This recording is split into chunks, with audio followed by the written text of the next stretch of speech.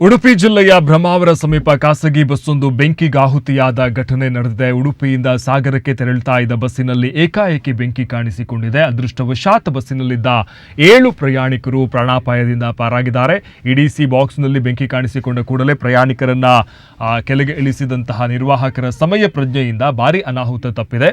ಮಾಹಿತಿ ತಿಳಿದು ಸ್ಥಳಕ್ಕೆ ಧಾವಿಸಿದ ಉಡುಪಿ ಅಗ್ನಿಶಾಮಕ ಸಿಬ್ಬಂದಿಯವರು ತಕ್ಷಣ ಕಾರ್ಯಾಚರಣೆಯನ್ನು ನಡೆಸಿ ಬೆಂಕಿ ನಂದಿಸುವಲ್ಲಿ ಯಶಸ್ವಿಯಾಗಿದ್ದಾರೆ.